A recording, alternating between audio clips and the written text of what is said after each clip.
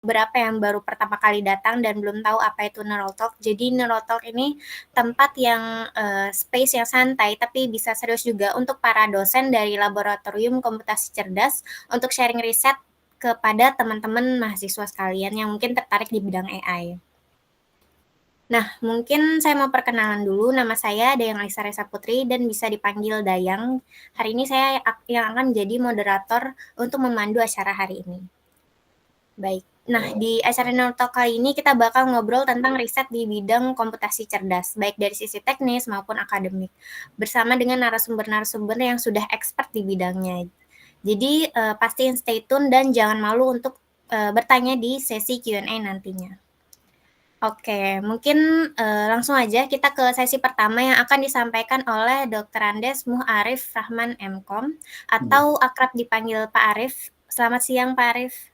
Selamat siang Mbak Dayang. Ya, baik. Apa kabar Pak? Ya.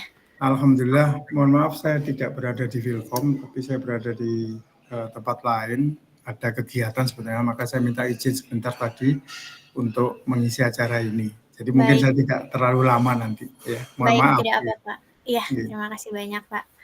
Nah, mungkin sebelum dimulai sebagai informasi tambahan aja, terdapat riset-riset yang dilakukan pada Pak Arif berfokus pada area image processing, computer vision, text processing, dan genetic algorithm. Nah, mungkin tanpa berlama-lama lagi, kita langsung aja ke sesi intinya kepada Pak Arif. Mungkin waktu dan tempat saya persilahkan.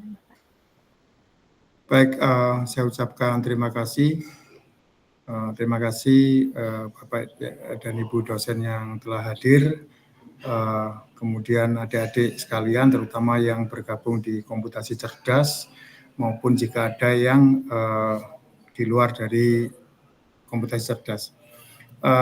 Saya akan memberikan materi, tapi ini sebenarnya materi yang tidak hanya insight saja, hanya memberikan gambaran tentang riset di image processing, tapi saya mulai dari hal yang mendasar dulu. Izinkan saya share screen.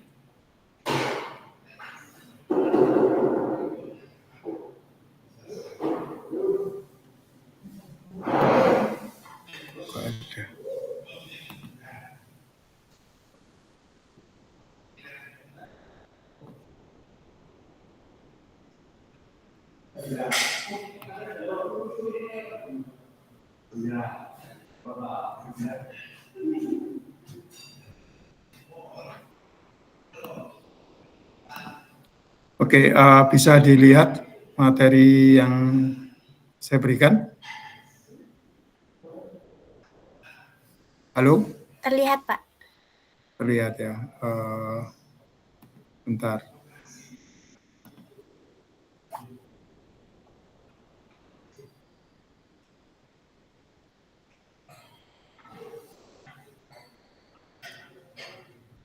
Apakah bisa lihat yang versi full-nya ini?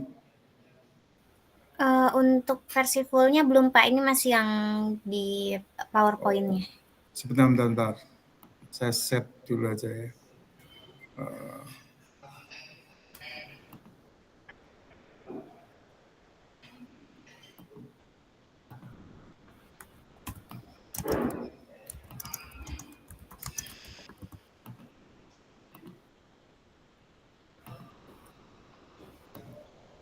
Kalau ini sudah bisa dilihat versi full-nya? Sudah bisa, Pak. Oke, versi full-nya. Mudah-mudahan bisa dilihat ya. Baik, saya akan membahas tentang riset di bidang image processing dari mulai hal yang sederhana.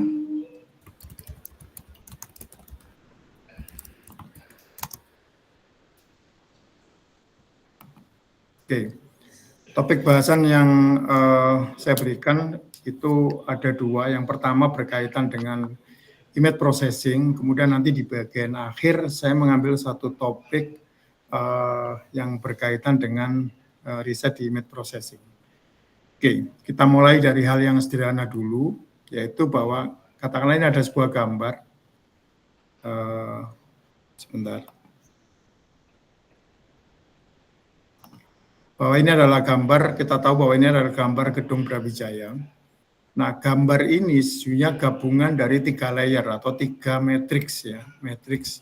Jadi gambar ini sebetulnya ada 3, yaitu yang disebut dengan channel red, channel green, dan channel blue, di mana itu ada resolusinya dalam bentuk 2 dimensi, yaitu sumbu X dan sumbu Y. Ya. Nah, pertemuan X, Y disebut dengan F dalam kurung X, Y itu nanti akan memberikan satu nilai. Nilainya itu adalah 0 sampai 255. 0 itu adalah tingkat kegelapan yang paling maksimum. Kemudian untuk 255 itu adalah tingkat kecerahan yang paling maksimum atau disebut dengan putih. Nah, ini kalau gambar ini digabung, maka jadilah sebuah gambar berwarna seperti ini. Ini namanya channel red, green, dan blue. Nah, di dalam proses pengolahan nanti kita akan berkaitan dengan berkaitan dengan beberapa channel ini. Namun di lain itu ada juga bahwa ini adalah warna RGB, bisa juga warna itu nanti akan bisa dirubah dalam bentuk pewarnaan yang lain, misalkan HSV atau yang lain-lain. Ini kalau kita memperdalam. Ya. Nah, kemudian bidang pembelajaran yang ada di dalam image processing itu misalkan ada low level image processing, ini operasi dasar, yaitu bagaimana cara merubah nilai dari nilai dari pixel dari sebuah gambar. Kita tahu pixel itu ada 3 channel untuk RGB, yaitu R, G, dan B. Kemudian ada juga mid level, itu adalah digunakan untuk analisis gambar, nanti akan ada penjelasan masing-masing. Sedangkan high level itu adalah interpretasi. Nah, ini yang nanti akan berkaitan dengan bagaimana kecerdasan buatan, diantaranya diantaranya dalam machine learning atau deep learning nanti digunakan untuk interpretasi. Kemudian image processing itu nantinya pasti ada spesifik, jadi ada yang berkaitan dengan bagaimana sebuah citra itu menjadi bagus, bagaimana sebuah citra itu diterjemahkan dan lain sebagainya, itu ada domain spesifik. Misalkan pada bidang kedokteran nanti ada hal-hal yang berkaitan dengan bagaimana perbaikan dari sebuah citra itu dilakukan. Kemudian digunakan juga untuk computational fotografi. Kita tahu bahwa fotografi contohnya di HP itu makin lama makin mendekati hasil yang sangat bagus. Kamera-kamera tahun 90-an itu kalau dibandingkan dengan HP harga sejutaan sekarang ya hasilnya lebih murah atau lebih bagus dengan HP-HP yang sekarang. Kemudian image processing itu juga pengolahan di bidang video. Ini sebenarnya masih ada beberapa lagi, tapi saya ambil yang kira-kira sesuatu yang banyak digunakan. Nah, ini adalah low level image, misalnya digunakan untuk image acquisition, bagaimana sebuah citra itu diambil, ada pengetahuan sensor, kamera, pencahayaan, dan lain sebagainya, atau pre-processing, jadi supaya gambarnya menjadi lebih bagus. Kemudian bagaimana mengelola kontras dari sebuah gambar, sehingga seolah-olah gambar ini adalah mendekati gambar naturalnya. Kemudian yang kedua berkaitan dengan image enhancement. Image enhancement ini adalah, kita mengatakan ini adalah peningkatan sebuah kualitas dari sebuah gambar. Tapi ini bukan berkaitan dengan benar dan salah sebuah metodologi atau benar dan salah sebuah gambar, namun lebih banyak ke arah bahwa nantinya gambar ini bisa lebih baik, bisa untuk dipahami, bisa juga untuk diolah, dan seterusnya. Kemudian transformasi warna, itu ada, ya tadi saya katakan ada RGB, grayscale, HSV, dan seterusnya. Kemudian ada juga low level itu berkaitan dengan transformasi geometrik, jadi gambar itu dirotasi, scaling, dan seterusnya. Mohon maaf kalau agak cepat sedikit ya. Nah, ini kalau mid level itu berkaitan dengan bahwa sebuah gambar itu tidak bisa diolah secara langsung. Mungkin juga kita mengambil fitur-fiturnya sehingga ada kaidah-kaidah yang disebut dengan atau metode fitur extraction. Bisa menggunakan deteksi tepi, corner, gabor filter, dan sebagainya. Atau sebuah gambar berapapun besarnya nanti bisa diolah menjadi gambar itu akan punya ukuran yang sudah tertentu, yaitu 255 kali 255, atau bisa juga lebih kecil dari itu. Kemudian image segmentation ini terutama digunakan untuk bagaimana kita nantinya menghilangkan yang lain, jadi disegmentasi kemudian yang lain. Banyak ini digunakan di dunia kedokteran dan sebagainya. Ada thresholding, yang terkenal itu metode Otsu, adaptif, region based, age based, dan sebagainya. Atau operasi-operasi morfologi, ini mid level ya. Jadi bagaimana gambar yang tadinya terpisah kemudian bisa menjadi bersatu kembali, ini terutama untuk pengolahan selanjutnya gitu. Misalkan gambar yang diambil pada kondisi pencahayaan minim gitu. Biasanya gambar ini bisa menyatu. Nah, itu sebenarnya yang menyatunya itu bisa diperbaiki, yaitu dengan menggunakan metode erosion atau shape analysis. Ini adalah mid level. Kemudian untuk high level ini terutama untuk interpretasi, jadi ada digunakan untuk object recognition maupun object detection by metode klasik seperti Haar cascade, Hawk plus SVM, dan seterusnya. Atau kita menggunakan metode CNN, YOLO, dan seterusnya ya. Masih banyak sekali metode-metode ini. Bisa juga image classification. Kita membagi citra itu menjadi berapa banyak. Ini kemudian bisa juga menggunakan deep learning, ada ResNet, dan seterusnya. Ya. Transformer itu yang lagi hot topik sekarang ini. Kemudian yang kedua adalah image generation. Ini yang juga yang sekarang menjadi beberapa kemampuan dari AI dengan teks kemudian diterjemahkan menjadi sebuah gambar dan seterusnya ya. Ini high level. Nah ini tergantung kalau kita mau tertarik pada riset bidang yang mana, yang low level, mid level maupun high level, atau gabungan dari masing-masing kategori tersebut. Nah ini bisa juga kalau domain spesifik itu ada ilmu image processing di medical, di remote sensing, ini deteksi perubahan lahan, terutama kalau berkaitan dengan pertanian ya. Bisa juga untuk pengenalan wajah, kemudian industrial robotik, dan seterusnya. Jadi kebanyakan ini adalah aplikasi-aplikasi yang berkaitan dengan bagaimana sebuah citra itu dibuat fiturnya maupun diperbaiki dan seterusnya. Nah ini contoh computational photography dan enhancement, misalkan high dynamic range imaging ya. Tadinya gambar itu seperti ini, kemudian ditingkatkan HDR-nya, artinya yang bagian terang dan gelap dipersonal lagi sehingga akhirnya menjadi lebih baik. Mudah-mudahan bisa kelihatan ya. Kemudian seperti ini, yang sebelah kanan adalah gambar gelap, kemudian diterangkan menjadi gambar seperti ini. Atau dua-duanya dikerjakan. Nah ini ada juga, ini namanya image staging ya. Atau dua gambar ini dijadikan satu. Ya. Kemudian ini adalah gambar dengan resolusi yang lebih rendah, kemudian ditingkatkan menjadi resolusi yang tinggi. Original misalkan. Kemudian di upscaling menjadi lebih tinggi, tapi gambarnya itu resolusinya tidak pecah. Nah ini namanya super resolution. Contoh misalkan gambar-gambar yang diambil, misalnya gambar Kota Malang tahun 1930-an itu, kalau mau dicetak, saya yakin nanti akan pecah semua, apalagi kalau ukurannya 5x7 misalkan, karena gambar itu besar. Nah untuk itu menggunakan metode super resolution sehingga gambar itu bisa dicetak dalam ukuran yang besar. Karena kalau dibesarkan hanya scaling biasa saja, maka gambar itu akan seperti ini. Banyak tidak jelas gitu ya. Nah, bisa juga di video processing, misalkan optical flow itu untuk pelacakan gerakan, kemudian dicari modelnya sehingga bisa dikenali. Ini adalah contoh optical flow, berarti pada setiap titik itu diketahui arah dari pergerakannya, dari situ kemudian dimodelkan, permodelannya itu nanti akan diketahui dia menggunakan gerak apa.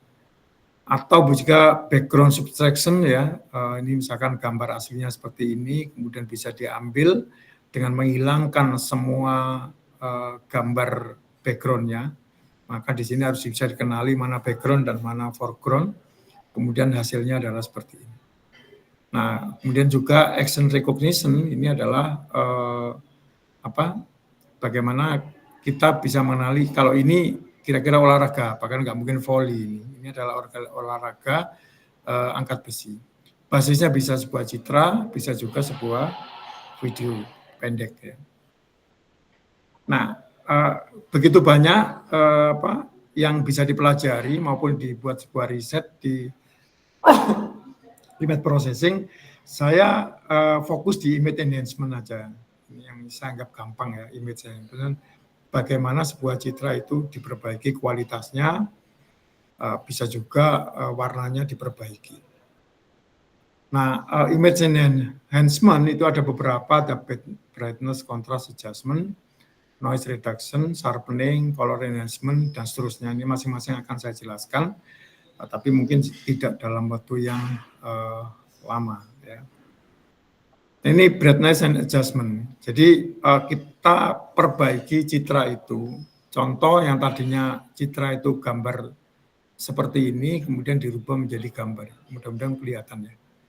Nah, kemudian ini citra berbasis transformasi, gambarnya kontrasnya ini begitu kontras antara gelap sama terang, kemudian diperbaiki sehingga bisa diketahui tebing-tebing dari gambar ini. Ada beberapa metode seperti gamma correction, kemudian transformasi log, ya, dan seterusnya. Ini ada beberapa metode, kalau perbaikan dinamis itu bisa histogram equalization, bisa juga menggunakan adaptive contrast enhancement atau gabungan LAHCE, ya. ACHL, misalkan seperti itu. Jadi digabung metode yang kedua ini digabung dengan metode yang kedua. Yang pertama. Kemudian noise reduction, gambar-gambar itu kalau ada noise maka noise-nya itu bisa dihilangkan. Itu terutama gambar-gambar yang banyak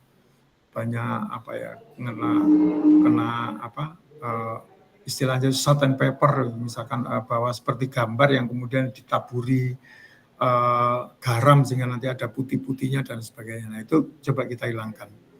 Metodenya kalau yang gampang juga bisa menggunakan median filter. Nah, ini metode canggih bisa menggunakan non-local min, kemudian wavelet, maupun kita bisa menggunakan deepening, CNN, dan seterusnya. Nah, ini adalah contoh misalkan memperbaiki gambar dari kamera low light. Kita tahu kamera yang ada di HP itu adalah itu sudah ditambahi dengan beberapa metode perbaikan ya. Jadi ada algoritma di dalamnya yang bisa secara otomatis memperbaiki gambar, terutama kalau yang di low light. Tapi jika memang itu gambarnya sangat low light banget ya tidak bisa sebagaimana kalau misalkan terang cahayanya cukup. Kemudian perbaikan foto satelit, saya kan foto satelit itu banyak juga errornya ya, karena banyak gangguannya sehingga itu perlu diperbaiki. Atau citra mikroskop karena bandanya sangat kecil sekali, nah bagaimana itu bisa diterangkan dengan baik. Nah ini ada juga sharpening and edge enhancement. Ya. Filter high pass itu digunakan untuk sharpening, itu Laplacian sharpening itu menggunakan diferensial order 2.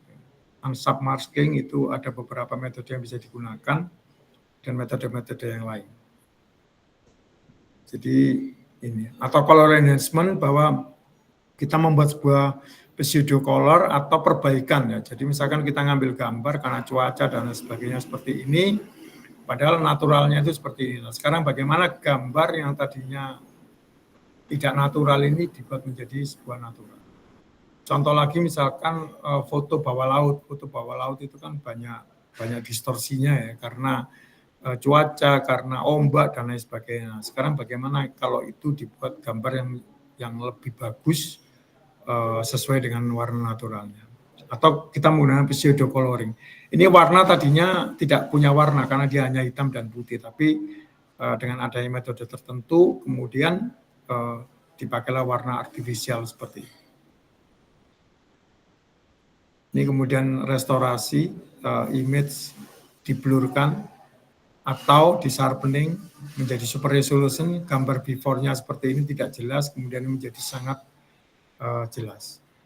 contoh misalkan kalau di dalam video itu misalkan CCTV itu mengambil dengan resolusi ya, dengan apa 5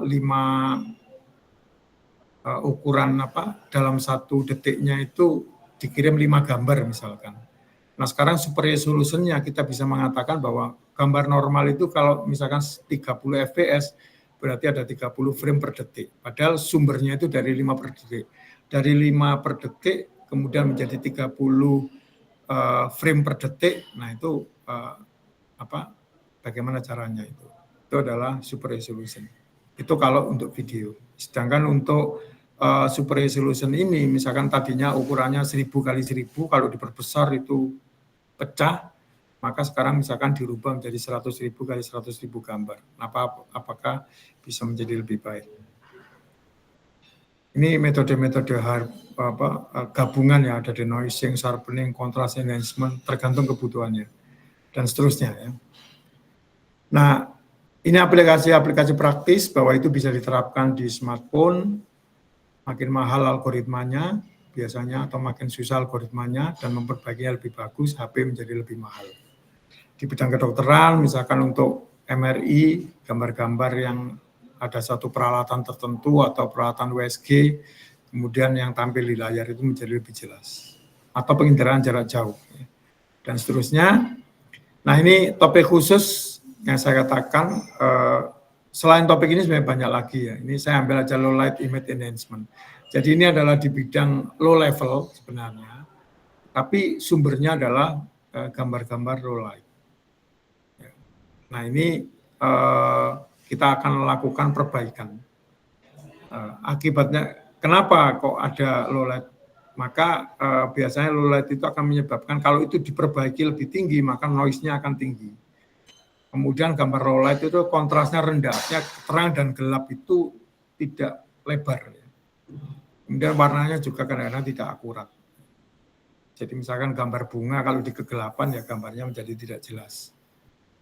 Nah ini mengapa low light itu termasuk image enhancement, karena ada perbaikan. Ini Anda lihat pada gambar di sini, ketika diperbaiki menjadi gambar yang lebih jelas. Ya. Baik, jadi memulihkan detail yang hilang di area shadow. Oke, mohon maaf saya agak cepat sedikit. Oke. Nah, ada beberapa metode digunakan untuk low light enhancement. Ada metode berbasis tradisional, tidak ada learning-nya di sini, tapi kita menerapkan sejumlah metode untuk perbaikan citra. Ada juga berbasis deep learning, ada juga gabungan, baik tradisional maupun menggunakan deep learning. Oke, ini contohnya metode tradisional itu adalah metode histogram equalization, kemudian ditambahkan dengan adaptif HE sehingga menjadi CLA-HE ya. Itu atau menggunakan retinek. Retinek ini berarti pewarnaannya dirubah, yang tadinya pakai RGB atau yang lain sekarang dirubah karena ada bagian dari reflection yang digunakan dan intensity ya. Kemudian dehasing inspired teknik dan sebagainya. Jadi ini contoh misalkan di histogram equalization. Kalau kita lihat gambar di sini semakin ke kiri itu semakin gelap. Nah, ini kita lihat yang paling banyak itu di area ini. Nah, ini kita coba sebarkan distribusi warnanya menggunakan baik HE maupun CLA-HE, maka sepertinya akan menjadi merata.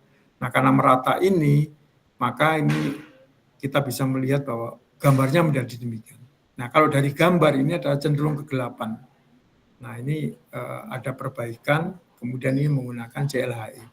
Kita lihat di sini terangnya itu sungguh besar ya. Itu. Nah, tapi dengan perbaikan CLHE, maka kita lihat sekarang hidung dan lain sebagainya jadi mulai kelihatan. Ini contohnya ya.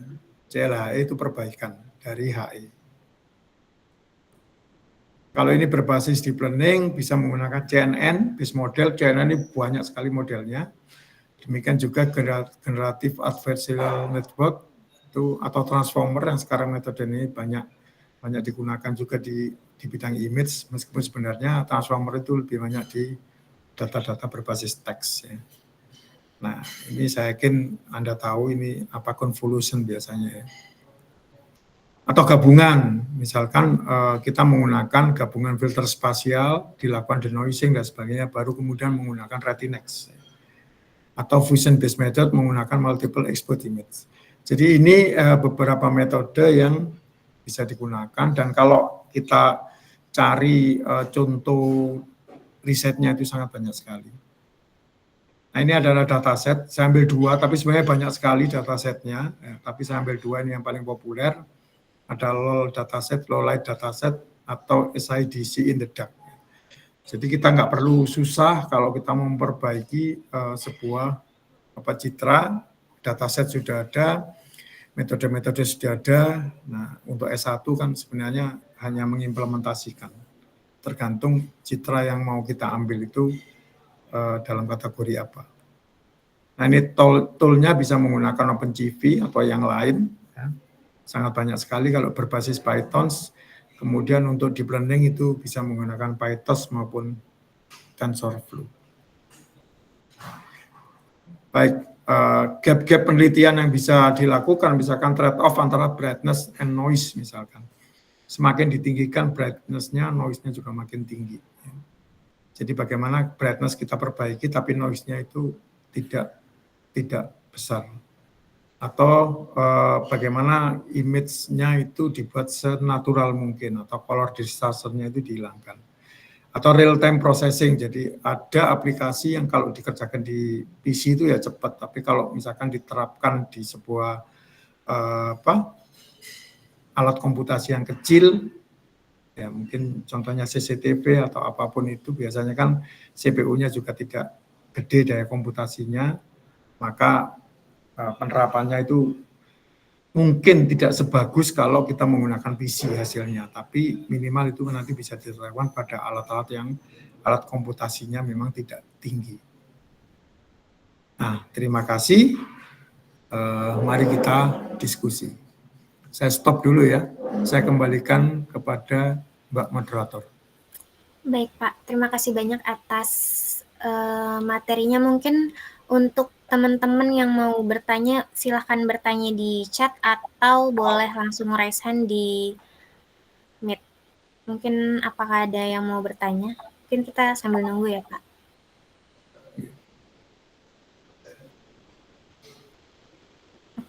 Mungkin sambil nunggu saya mau bertanya dulu ya Pak dari saya sendiri. Jadi tadi Bapak sempat menyampaikan ada kayak low level, mid level image, high level image processing dan lain-lain. Nah, lalu tadi Bapak bilang di masing-masing kategori ini bisa digabung.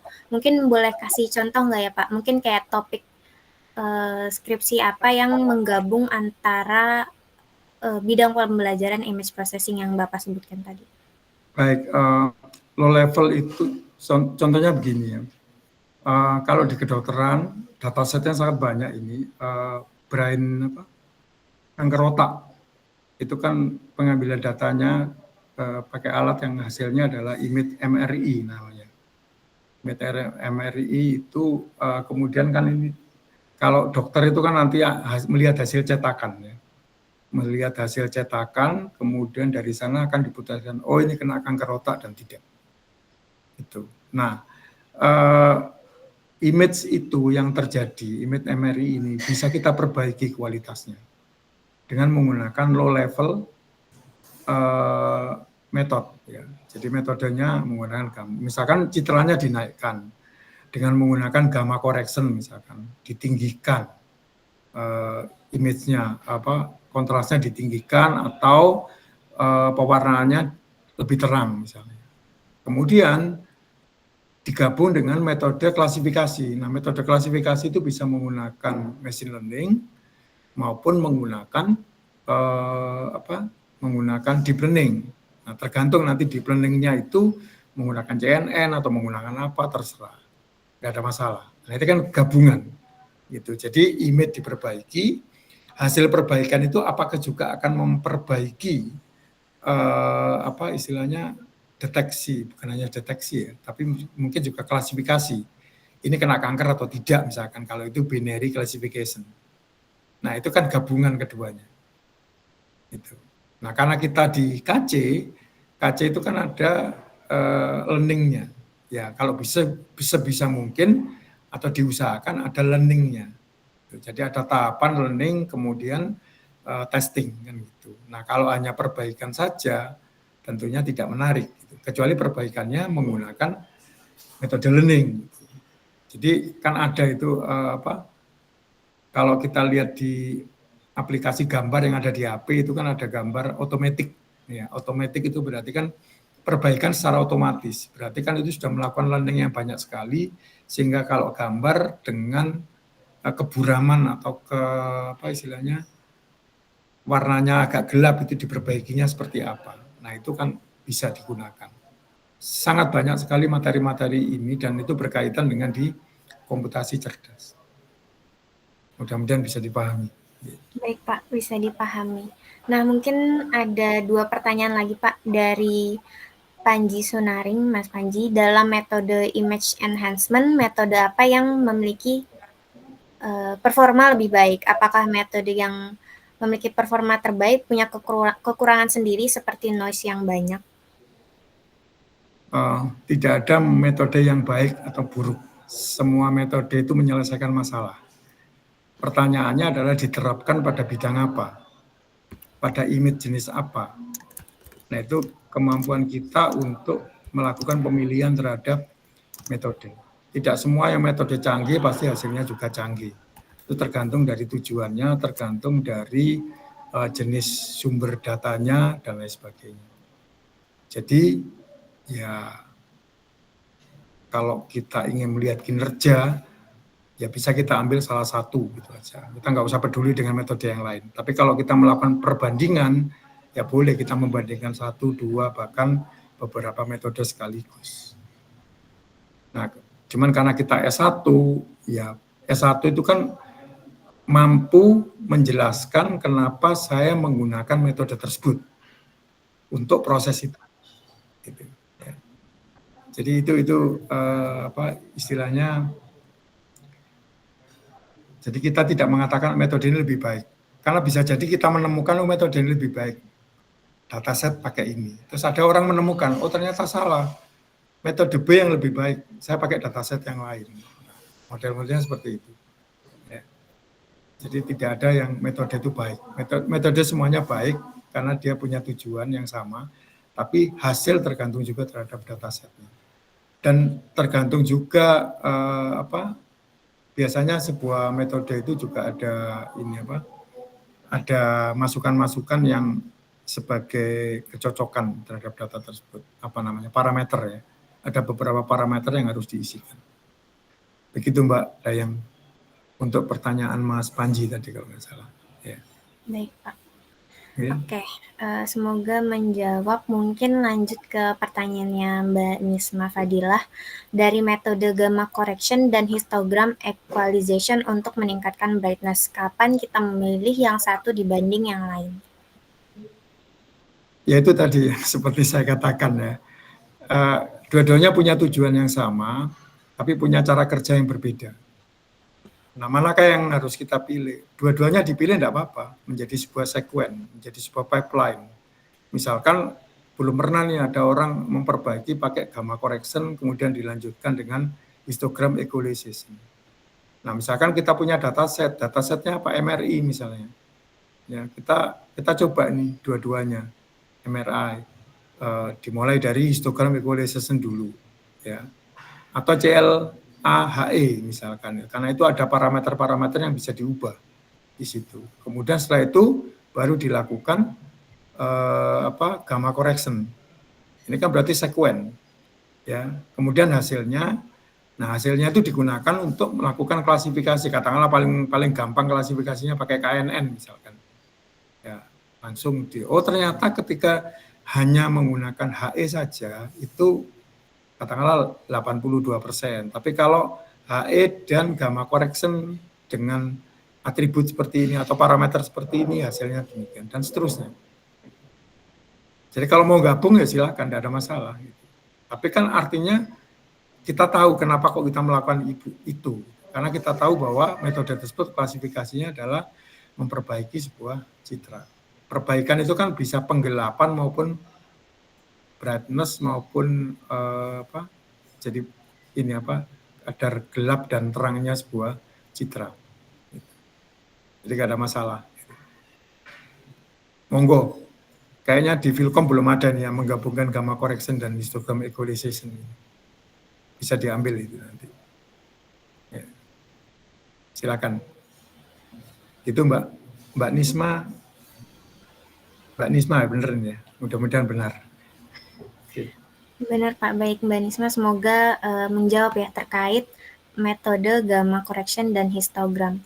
Baik, mungkin ini ada yang ingin bertanya Pak dari Ahmad Jawahirul, udah resen, apakah mau bertanya?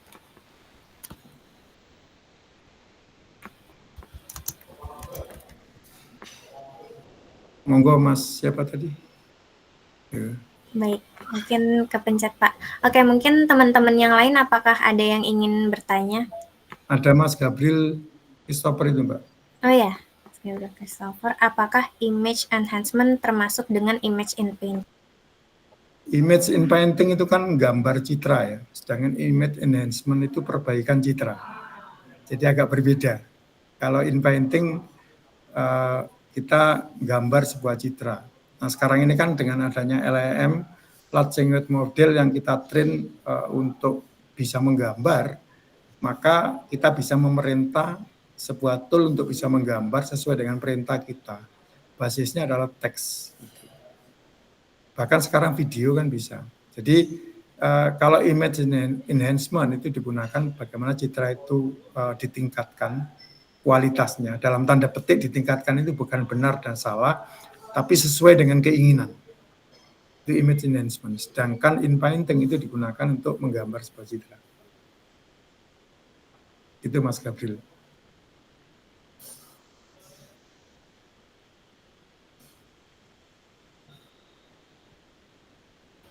Baik, semoga dari jawaban Pak Arif tadi sudah menjawab. Mungkin apakah ada yang ingin bertanya lagi?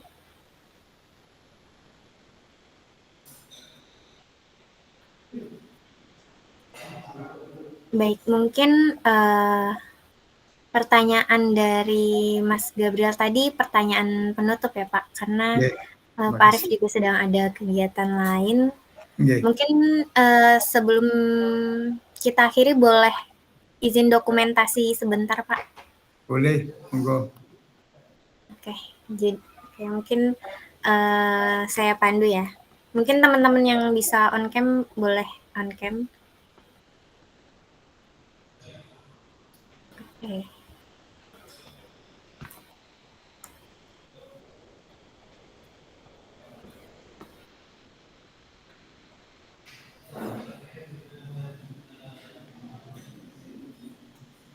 Oke, mungkin operator boleh tolong di screenshot ya. Ini foto biasa dulu, terus nanti logo KC ya Pak, kayak gini. Oke, saya pandu ya. 1, 2, 3. Oke, logo KC. Ini? Iya. 1, 2, 3. Oke. Saya minta izin dulu ya. Oh ya, baik. Saya mohon izin karena di ruangan udah saya tinggalkan cukup lama. Gitu ya. Iya baik, terima kasih banyak Pak atas materinya. Terima kasih untuk semuanya Bapak dan Ibu serta adik-adik sekalian, mudah-mudahan berguna. Assalamualaikum warahmatullahi wabarakatuh. Waalaikumsalam warahmatullahi wabarakatuh. Baik, jadi yang barusan tadi merupakan materi pertama dari Pak Arif Rahman. Mungkin untuk materi kedua dari Bu Yuwita Arumsari akan kita tunggu di sekitar jam 2. Jadi kita ada break dulu ya teman-teman, sekitar 10 menit. Nanti di jam 2 kita akan kembali lagi di materi kedua dengan Bu Yuwita. Mungkin teman-teman yang mau istirahat sebentar atau melakukan kegiatan lain boleh. Dan kita kembali lagi di jam 2.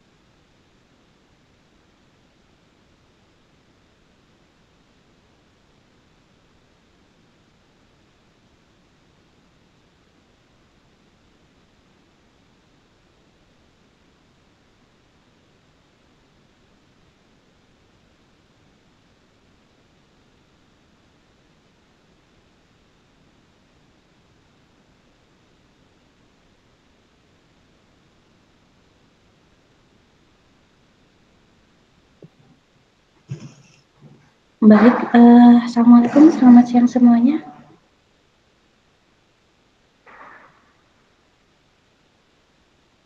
Baik, selamat siang Ibu.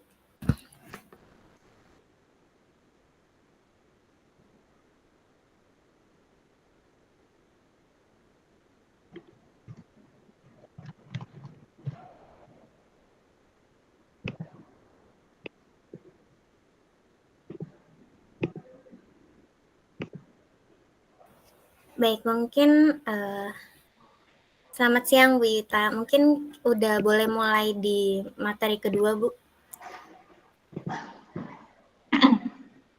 Ya, sebentar. Ini saya coba untuk connect. Suara saya jelas nggak ya, Dewan? Kedengaran, Bu? Kedengaran, baik. Bentar. Mungkin saya buka lagi ya Bu setelah break. Tadi jadi selamat siang teman-teman. Jadi kita udah masuk ke materi kedua. Di materi kedua ini pemateri kita yaitu Bu Yuita Arumsari, Eskom Mkom PhD. Nah, sebagai informasi tambahan terkait latar belakang Bu Yuita yaitu ada riset-riset yang dilakukan Bu Yuita terkait dengan machine learning, artificial intelligence, information retrieval, dan health informatics. Dan juga ada computer vision. Lalu Bu Yuta juga aktif berpartisipasi dalam penelitian atau riset seperti batik classification, analisis sentimen pada aplikasi Twitter, klasifikasi citra makanan, dan masih banyak lagi. Nah, mungkin nggak usah lama-lama lagi, silahkan ke materi kedua kepada Bu Yuta. Waktu dan tempat kami persilahkan. Baik, Dayang, terima kasih ya untuk pembukanya. Mohon maaf ya teman-teman, ini tadi masih ada jadwal yang mepet-mepet karena memang musim ujian ya, seperti itu. Baik, izin untuk share screen ya, Dayang ya.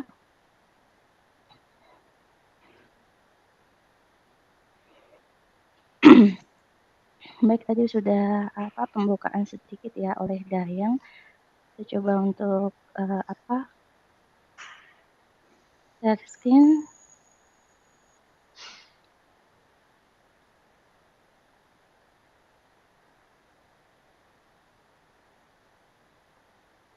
Sudah terlihat ya, Dayang ya?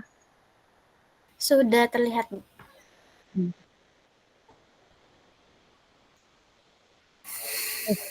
Sorry. Ini terlihat screenshotnya, previewnya bukan previewnya ya? Coba.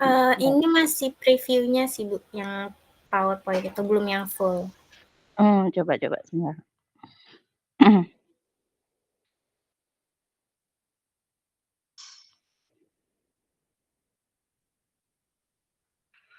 Ini ya, udah ya. Baik, salam kenal semuanya ya. Nama saya Yuita Arumsari, biasa dipanggil Bu Yuita. Mungkin beberapa dosen atau mungkin beberapa rekan gitu ya memanggil saya Sari. Jadi it's okay mau memanggil saya apa gitu ya. Baik, mungkin sekilas untuk perkenalan. Jadi saya dulu S1 di Fakultas MIPA ya. Jadi dulu tahun 2007 tuh saya masih di program studi ilmu komputer jurusan matematika Fakultas MIPA. Ya, jadi tahun 2007 sampai tahun 2011 ya. Kemudian melanjutkan di S2 di ITS dengan menggunakan beasiswa unggulan saat itu. Beasiswa unggulannya untuk khusus ini ya, khusus calon dosen gitu ya. Jadi nanti outputnya ketika sudah selesai studi S2 diharapkan untuk menjadi dosen. Biasanya kalau untuk yang belum punya home base itu nanti akan dicarikan oleh Dikti gitu ya, dan akan diletakkan di kampus-kampus negeri di seluruh Indonesia seperti itu. Jadi tujuannya seperti itu untuk program beasiswanya. Jadi dibiayai full.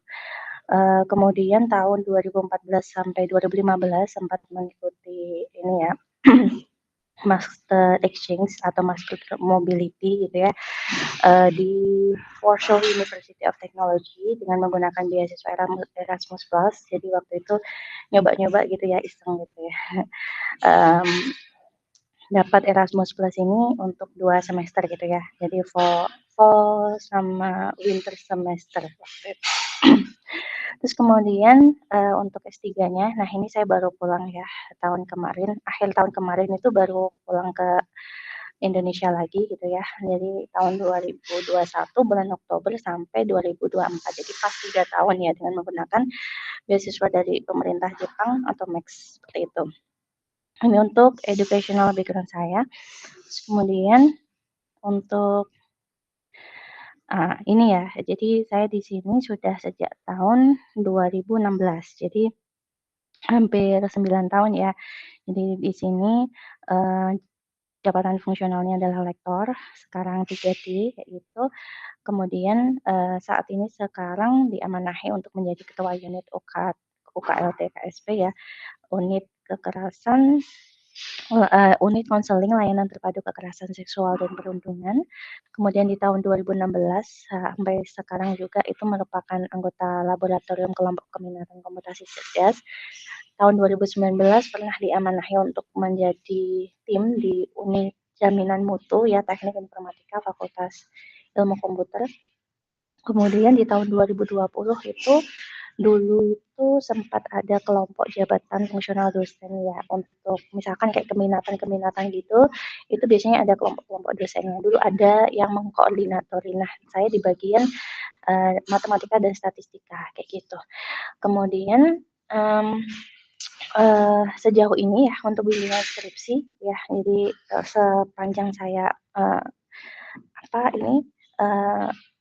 menjadi dosen ya, jadi pembimbing 1 itu sudah meluluskan 84 mahasiswa, sebagai pembimbing 2 34 mahasiswa. Nah, ini datasetnya ya maksudnya untuk bimbingan ini tuh biasanya seputaran citra atau teks kalau saya. Tadi sudah sempat disinggung Dayang ya juga beberapa kayak gitu. Jadi untuk riset interest saya banyak saat ini ya digital signal processing kayak gitu ya, computer vision, terus kemudian health informatics, kemudian ada information retrieval kayak gitu ya. Dan mungkin nanti kita akan bahas ya, mungkin satu persatu gitu, atau mungkin kalian bisa menyimpulkan dari perjalanan saya. Saya akan menceritakan perjalanan saya mulai dari S1 sampai saat ini gitu ya, terkait dengan riset dan juga keilmuan yang ada di komputasi cerdas seperti itu. Nah, kemudian ini untuk riset track record saya ya, nanti bisa dicari sebenarnya ya di mana itu di Google Scholar juga sudah ada ya, di Google Scholar, kemudian ada Scopus kayak gitu ya. Terus kemudian, nah ini tuh sebenarnya saya udah lengkap ya sebelum berangkat sekolah itu saya selalu meletakkan informasi itu di sini. Akan tetapi ini tuh sudah tidak bisa diakses ya untuk beberapa bulan terakhir, beberapa waktu terakhir itu sulit diakses gitu ya. Jadi di sini saya juga kemarin sempat bingung gitu ya. Maksudnya kehilangan informasi juga karena semuanya ada di sana. Kayak informasi riset asisten, kemudian tawaran topik skripsi, kemudian mahasiswa yang pernah saya bimbing kayak gitu, judulnya apa saja kayak gitu, semuanya di sini kayak gitu. Jadi sempat ini ya, sempat tidak bisa diakses hingga saat ini. Nah, ini kalau bagi yang ingin menghubungi saya bisa via email terlebih dahulu, biasanya untuk kepentingan tertentu atau tujuan tertentu nanti saya arahkan ke Slack. Kemudian ya ini bisa dicek ya, biasanya kalau dosen kan punya ID ini ya, biasanya untuk riset seperti itu. Nah, menariknya saya punya ini ya, maksudnya ini merupakan riset ini merupakan salah satu sosial medianya para researcher atau para peneliti ya. Biasanya banyak gitu ya update keilmuan terbaru, saya juga biasanya nyariin di sini kayak gitu. Selain riset biasanya ada informasi terkait dengan job juga kayak gitu. Misalkan kayak kemarin ya untuk beasiswa S3 gitu ya, saya sempat gitu ya mencoba gitu searching di ResearchGate, ini salah satunya gitu ya. Jadi setelah berkelana ke sana kemari gitu ya, ini merupakan salah satu portal juga yang bisa kita gunakan untuk mencari beasiswa atau mencari lowongan pekerjaan yang berhubungan dengan riset ya, seperti itu. Terus kemudian saya nggak update LinkedIn saya ya, itu mahasiswa masih sering di-update tapi sekarang udah tidak terlalu. Nah, mungkin langsung saja ya. Dulu saya ini skripsi S1 saya gitu ya. Skripsi S1 saya ini judulnya tentang ya penentuan lirik lagu menggunakan sistem temu kembali informasi, jadi information retrieval ya, dengan menggunakan metode reduksi dimensi singular value decomposition pada proses latent semantic indexing. Kalau kalian dulu pernah mengambil, apa ya, mata kuliah metode numerik ya, karena mata kuliah wajib ya. Di sana dijelaskan gitu ya, terkait dengan singular value decomposition. Nah, ini penerapannya di information data retrieval seperti apa, kayak gitu ya. Ini saya menerapkan itu, gitu ya. Jadi, ini skripsi S1 saya, dulu dulu pakainya Java ya, ini masih pakai Java. Jadi saya dulu tuh, mmm, mungkin ada beberapa yang sudah tahu ya, mungkin saya biasanya sering cerita di mahasiswa tingkat awal gitu ya. Mahasiswa tingkat awal atau tingkat masih semester 1, 2 ya, biasanya saya sering cerita bahwa dulu tuh Bu Juwita itu nggak bisa ngoding gitu ya. Dulu Bu Juwita tuh nggak bisa ngoding sama sekali kayak gitu, terus kayak merasa salah jurusan juga kayak gitu ya, pernah mengalami masa-masa itu dan pernah juga langsung jeblok gitu IPK-nya karena ya udah nggak tahu ini beneran sesuai dengan passion saya atau enggak kayak gitu. Terus ke-trigger juga karena akhirnya, tahu bahwa kalau misalkan mau lulus nanti, ternyata itu ada uji coding kayak gitu ya. Jadi ada uji coding yang itu tuh membuat agak panik gitu ya. Jadi soalnya uji coding ini akan menentukan kelulusan kita gitu ya. Kalau sekarang itu misalkan ujian skripsi gitu misalkan 1 jam, kalau dulu tuh 1 jam itu hanya untuk uji coding gitu ya, sisanya untuk uji substansi seperti itu. Jadi, mmm, karena trigger itu akhirnya belajar gitu ya. Jadi akhirnya belajar terus akhirnya, eee, kalau gimana ya, sampai ada perasaan ketika 1 hari nggak ngoding itu rindu gitu ya, seperti itu. Jadi ada momen-momen seperti itu ya. Jadi ini ya tentang text mining, jadi ya text mining, information retrieval dan di sini, terkait dengan emosi juga ya. Jadi, dipublikasikan juga di seminar nasional waktu itu. Terus kemudian terkait dengan tesis S2 ya, tesis S2, itu terkait dengan metode koreksi warna citra kamera smartphone. Jadi, tujuannya untuk proses kalibrasi ya. Jadi kalau, biasanya kita punya device ya, kalau, kita mengambil raw data gitu ya, mengambil dataset mentah ya, dengan berbagai macam device ya, kita akan menghasilkan misalnya dengan gambar yang sama bisa jadi tuh warnanya beda-beda kayak gini, kayak gitu. Padahal harapannya, mmm nantinya gitu ya, nantinya kan ini tebu ya, tujuannya nanti itu untuk nyari tahu apakah misalnya, ini tuh nilai klorofilnya itu berapa kayak gitu ya, tingkat kehijauannya itu seberapa kayak gitu. Nah kita ingin tahu nilai itu, tapi ketika, warna yang berbeda-beda ini bisa jadi, proses untuk identifikasinya jadi beda-beda juga kayak gitu. Jadi tujuan, awalnya yang maunya langsung deteksi gitu ya, misalnya kalau gambar ini tuh, mmm istilahnya ini tuh tingkat kehijauannya berapa, tingkat klorofil daunnya tuh berapa, kayak gitu akhirnya nggak bisa. Karena apa, dataset yang digunakan saat itu juga, mmm, ini kan penelitian ini ya, penelitian dosen waktu itu. Jadi, ini, kerja gitu ya, Kemitraan Penelitian dan Pengembangan Pertanian Nasional, tujuannya untuk meningkatkan produksi gula nasional saat itu. Jadi ikut penelitiannya dosen, kemudian kita terjun langsung ke lapangan untuk ngambil data dan itu, eee, excited ya, cukup excited ya, karena, mmm kita dari satu lahan tebu ke lahan tebu yang lainnya, gimana cara ngambil data, tekniknya gimana, dan apa yang harus kita persiapkan sebelum mengambil data itu cukup exhausted gitu ya. Maksudnya memakan banyak waktu dan mungkin dari penelitiannya bisa ngambil sepertiganya sendiri gitu ya, waktu dan juga tenaganya, seperti itu. Dan dari situ tuh, akhirnya kita bagi gitu ya, kita bagi, ke dalam beberapa kelompok yang nggak mungkin gitu dengan menggunakan satu device aja kita, coba untuk mengambil semuanya gitu ya. Jadi ada yang mengambil lahan di sebelah sini menggunakan device-nya ini, kayak gitu ya. Pada akhirnya muncul problem di sana gitu ya. Ternyata, oh, waktu dijadikan satu, oh, kok warnanya jadi beda-beda gini gitu ya. Terus gimana dong kayak gitu. Berarti, eee diarahkan waktu itu ya, berarti kita perlu kalibrasi dulu nih gitu ya. Meskipun dengan device yang berbeda, kita bisa menghasilkan nanti citra yang sudah dikoreksi dengan hasil yang mungkin mirip gitu, yang mendekati, sesuai dengan, prediksi kita gitu ya. Jadi dipublikasikan di 2 ini untuk tesis ya. Nah, eee, publikasi yang lain ya, selama masa studi S2 gitu ya, selain mengerjakan, project dosen yang akhirnya menjadi tesis ini gitu ya, saya juga, mmm meneliti ya, melanjutkan penelitian terkait dengan, teks dan juga information retrieval tadi, karena memang awalnya passion saya di sana gitu ya, awalnya passion saya di sana. Jadi terkait dengan bagaimana efek emoticon dan juga emoji di dalam proses, analisis sentimen, kemudian deteksi emosi, kemudian bagaimana adjective term itu juga berpengaruh, seperti itu. Jadi memang, banyak belajar di situ gitu ya. Kemudian ya sisanya memang citra ya, jadi makanya saya tadi mengklasterkan bahwa garis besarnya, domain yang biasa saya gunakan untuk penelitian adalah di seputar citra maupun teks, seperti itu. Nah, kemudian pada,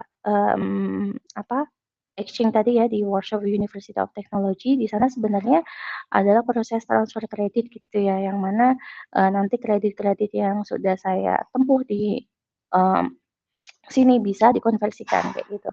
Dan di sini saya mengambil juga mata kuliah yang sangat relate dengan bidang keilmuan saya, jadi saya bisa compare ya, maksudnya saya sengaja melakukan komparasi sih. Kalau misalkan saya dulu S2 gitu ya, ngambil kuliah tentang image recognition gitu ya, di sana saat di ITS sama di sini apa bedanya gitu ya, saya pengen cari tahu. Ternyata memang di mmm mendalami terkait dengan teori tapi lebih deep gitu ya, kalau yang di sini, kalau yang di ITS lebih implementatif kayak gitu, lebih banyak ke riset gitu ya, lebih banyak ke arah riset seperti itu.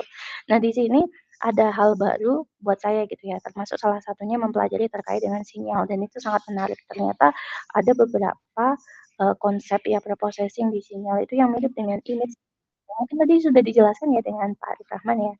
Jadi, ya Arif Rahman itu salah satu dosen, saya ya, maksudnya bapak saya sudah anggap sebagai bapak gitu ya, karena saya sering dibimbing juga sama beliau kayak gitu ya. Dulu, waktu di gedung A itu satu ruangan sama beliau, jadi kalau misalkan mmm, tidak tahu gitu ya terkait dengan dasar matematikanya atau butuh diskusi terkait dengan citra gitu, biasanya saya banyak diskusi sama beliau. Jadi beliau itu salah satu guru saya terkait dengan bidang citra dan juga matematik dan, sejenisnya gitu ya.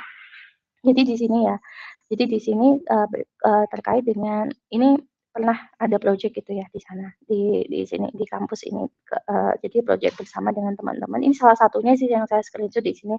Sebenarnya ada beberapa, ada banyak project ya, hampir di setiap mata kuliah ini ada project ya, sama seperti kalian kalau misalkan mengambil mata kuliah pilihan kemudian ada project akhir seperti itu. Tapi di sini sudah sampai model analisis gitu ya, maksudnya lebih deep lagi. Berarti, bisa dianggap bahwa satu mata kuliah itu bisa kita analogikan sebagai satu skripsi untuk analisisnya ya kayak gitulah, tapi nggak sampai publikasi kayak gitu, nah nggak sampai gitu ya, hanya mempelajari teknik-tekniknya saja seperti itu. Kemudian, selepas dari itu tadi exchange gitu ya, terus saya menyelesaikan untuk wisuda, terus sempat jadi dosen luar biasa juga di Ubaya waktu itu selama 1 semester, terus kemudian ke sini gitu ya, ke Brawijaya tahun 2016.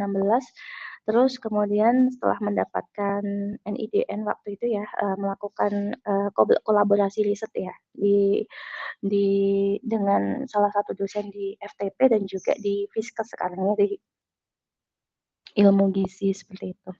Jadi dulu itu case-nya itu kayak gini, ada nggak sih di Filkom itu, dosen yang mungkin bisa ngitung gitu ya, berapa luasan sisa makanan, ya intinya itu tentang sisa makanan, bagaimana mengukur sisa makanan gitu ya.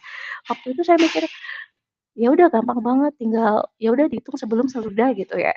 Itu bayangan saya gitu ya.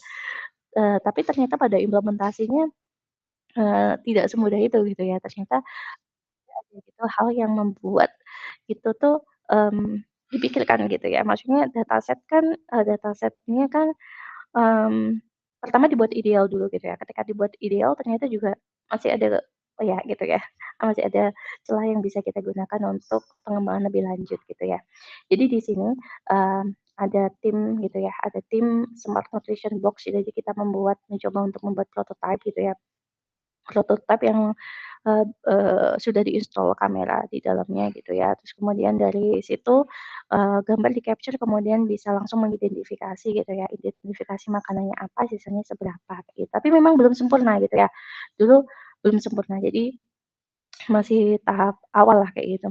Nah sebenarnya 2 ini tuh konsepnya sama, yang ini diterapkan di rumah sakit, yang Nutri AI ya, Nutri AI ini diterapkan di rumah sakit, yang ini diterapkan di kantin gitu ya. Jadi tujuannya sama, yang ini tujuannya untuk, menghitung sisa makanan, untuk mencegah food waste kayak gitu ya. Di sini untuk, kontrol ya, monitoring pasien ya, proses recovery berdasarkan asupan gizi pasien, kayak gitu. Jadi core-nya di mana? Core-nya di bagaimana menghitung sisa itu tadi ya. Dan di sini mahasiswa saya, dulu saya biasanya kalau penelitian selalu punya asisten gitu ya. Kalau yang ini Yusuf ini mulai dari semester 2 ya, mulai dari semester 2 dia sudah menjadi asisten riset saya sampai lulus kayak gitu, meskipun dia nggak ngambil topik skripsi di bidang keminatan KJ seperti itu. Ini Lutfi juga di keminatan jaringan ya, jadi, juga berkolaborasi seperti itu. Nah, di sini juga tim dari mahasiswa, asisten di Fiskes dan juga asisten mmm, di TIF ya waktu itu ya, seperti itu. Jadi bisa campuran gitu ya, asalkan, serius gitu ya untuk mengerjakan dan mau belajar ya, sebenarnya seperti itu, gitu.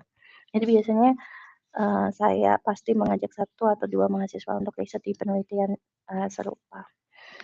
Nah, sebelumnya terkait dengan, sisa makanan ya, jadi, di rumah sakit ya, ini secara umum sih sebenarnya, nggak di rumah sakit aja terkait dengan sisa makanan baik di FTP tadi itu, kalau saya tanya latar belakangnya itu mirip-mirip gitu ya. Jadi terkait dengan bagaimana, kita mengukur sisa makanan gitu. Awalnya sisa makanan itu diukur dengan cara menghitung secara konvensional gitu ya, dihitung berat sebelum dan berat sesudah kayak gitu. Tapi kan itu takes time ya, kalau berat sebelum sama sesudah.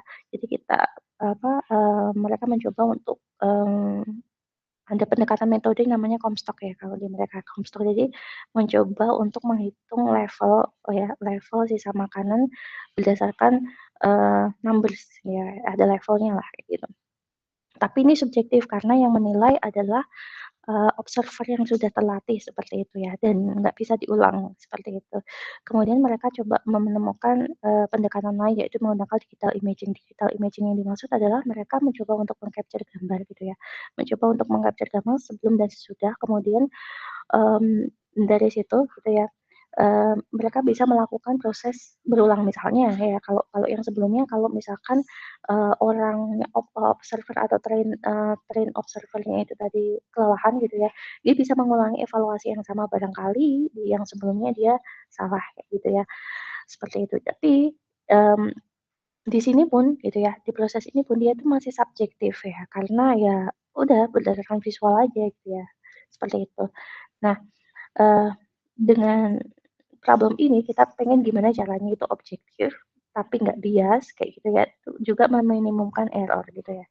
Kalau, saya pernah, coba untuk komunikasi gitu ya, mencoba untuk wawancara juga dengan salah satu kepala instalasi gizi di rumah sakit itu memang jumlah untuk, dietitian atau nutritionist itu sedikit gitu ya dibandingkan dengan jumlah pasien. Sementara mereka harus menganalisis atau mengevaluasi sisa makanan pasien itu tiap hari gitu ya dan, 3 kali makan seperti itu ya, seperti itu. Jadi, dengan adanya, eee, purpose apa ya istilahnya, aplikasi atau mungkin sistem ini bisa digunakan untuk membantu mereka, seperti itu ya.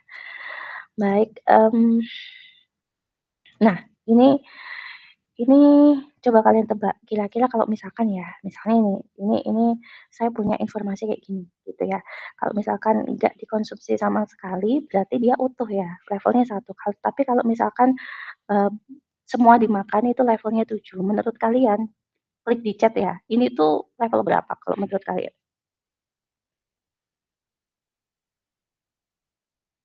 7, ya, yang lain? 7, ada lagi yang lain? 7, ya. 6, ya, Panji. Ada lagi? Oke, ya, antara 7 atau 6 gitu ya, tapi kita, secara visual kita gitu ya, bisa membedakan cukup jelas ini 7 gitu ya, 6 mungkin it's okay, barangkali observer yang lain itu, eee, bilang ini 6 gitu ya. Terus kalau ini coba berapa kalau ini? Ada yang bisa nebak? Dengan knowledge knowledge yang ada di tabel itu gitu ya, kira-kira ini berapa? 3 3 3, 1, amat ya, Ilul ya.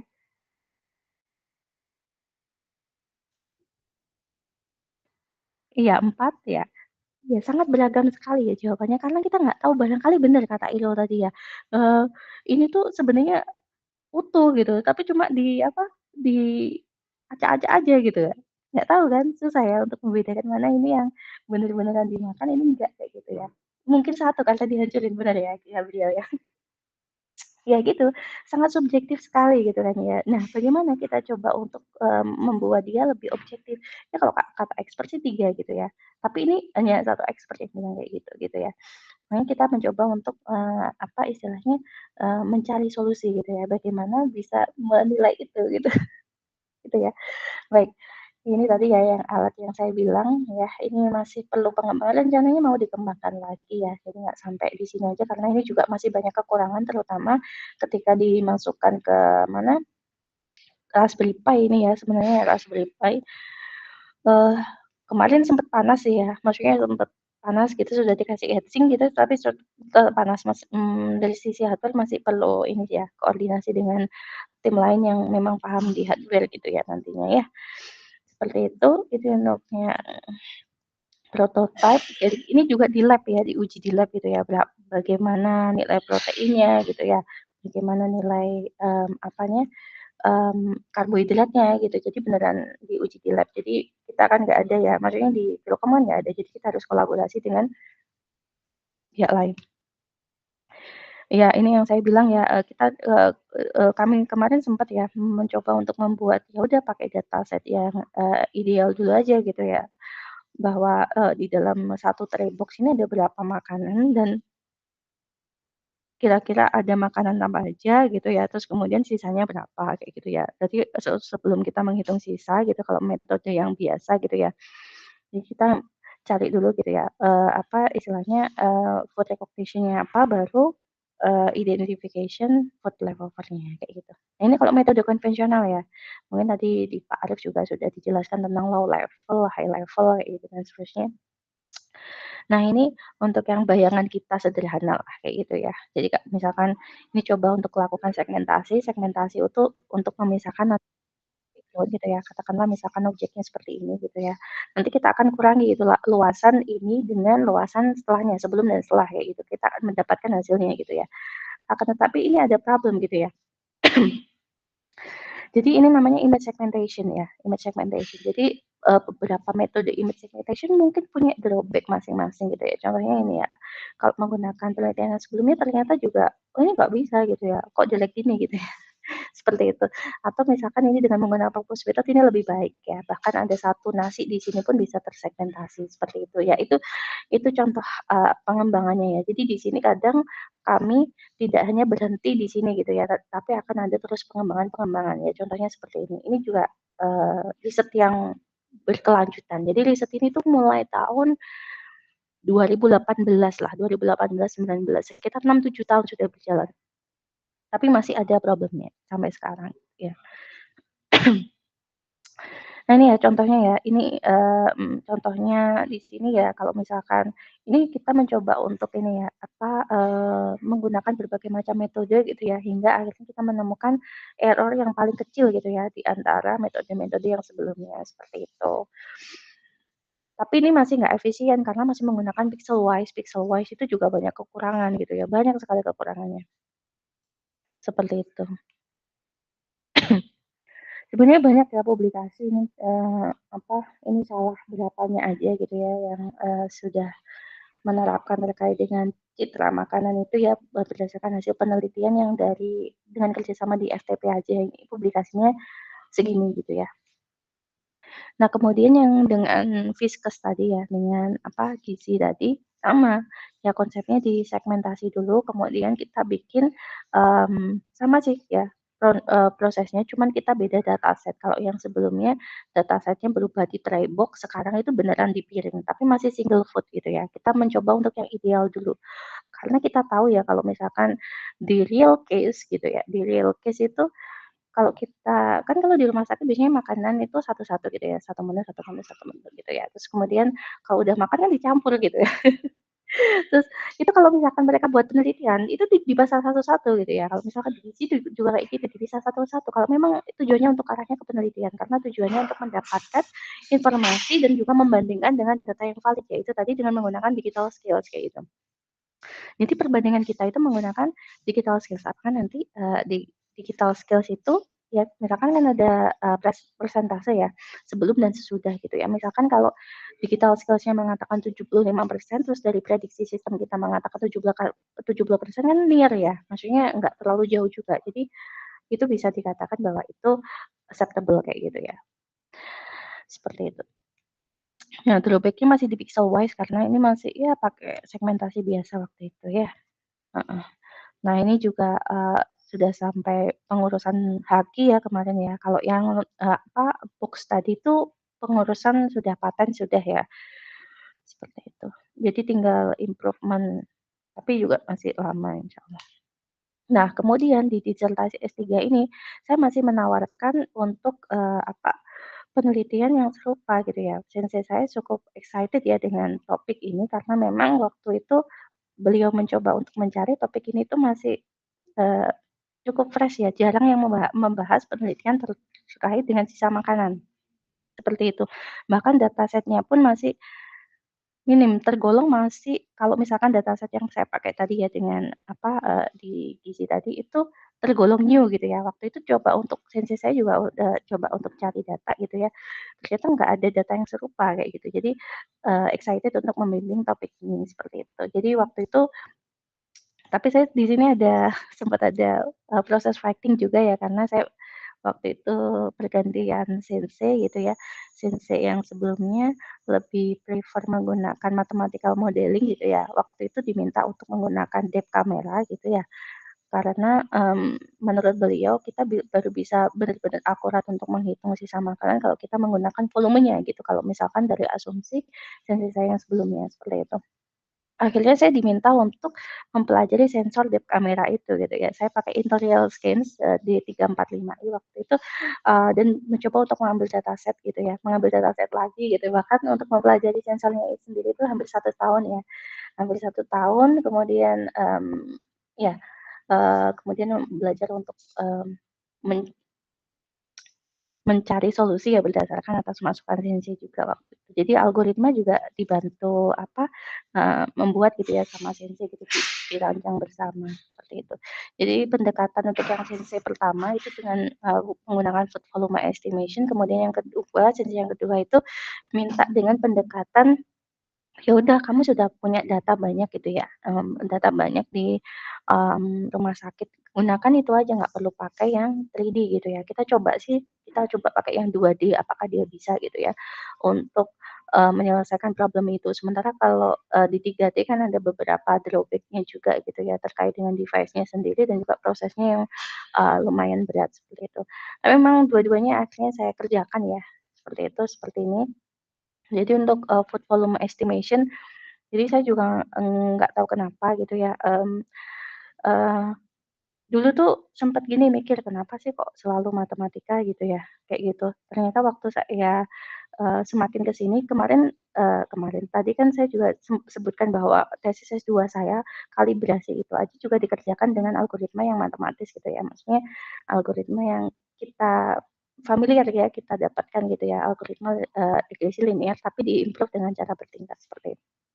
Nah di sini juga, eee, dengan menggunakan, metode konversi ya, point cloud ya. Jadi, point cloud di situ kemudian, dengan menggunakan ellipsoid fitting algorithm. Jadi nanti untuk jurnalnya kalian bisa unduh sendiri kalau misalkan pengen tahu lebih lanjut ya.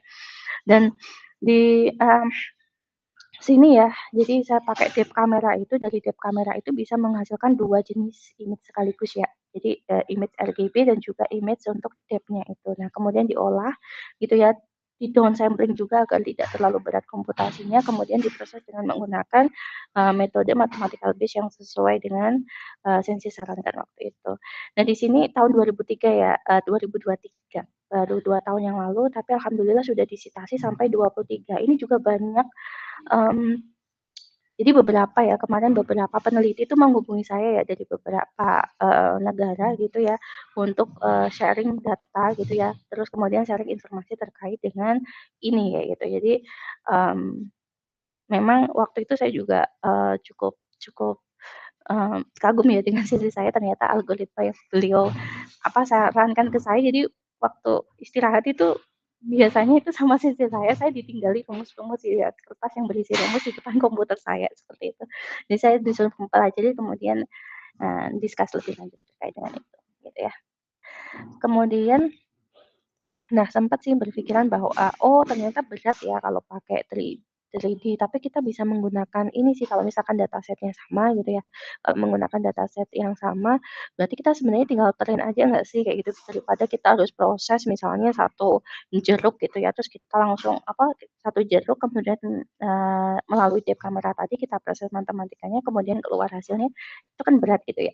Gimana kalau dataset yang misalkan sama, ya udah kita train aja gitu pakai deep learning gitu ya. Tapi masalahnya adalah kalau kita pakai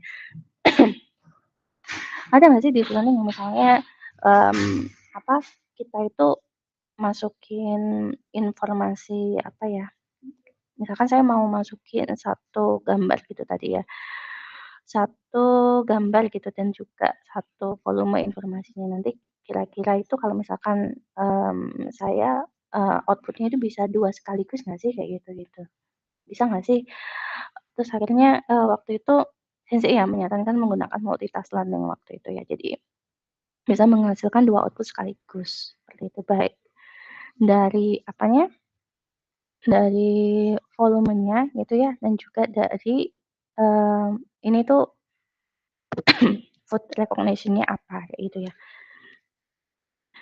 Nah, ini untuk lebih lanjut, ya ini pengembangan juga lebih lanjut ya terkait dengan dataset yang di rumah sakit itu tadi sehingga, menghasilkan informasi seperti ini gitu. Sebenarnya ada banyak model yang kita ini ya. Saya mohon izin untuk minum dulu ya karena memang agak batuk sedikit.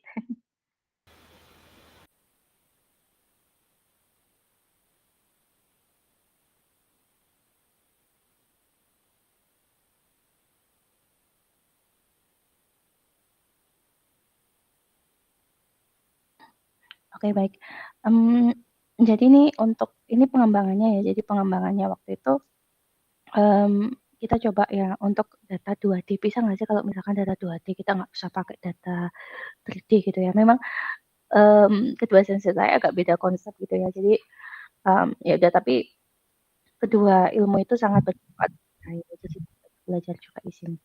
Nah kemudian di sini ya, dan nanti kalian bisa baca di sini aja, kalian bisa download juga untuk dataset-nya jika mau, karena dataset-nya juga public ya. Tapi waktu itu belum semua dataset sih yang kami gunakan gitu ya. Ini hanya istilahnya itu cuma dataset makanan padatan lah yang kita tampilkan ya. Tapi belum semuanya. Oke, terus kemudian, nah di sini misalkan ya, ini tuh sebenarnya nggak usah pakai, misalkan kalian mau skripsi gitu ya. Misalnya kalian mau pakai food identification, ini kan kalau saya tadi kan pakai multitask learning ini ya.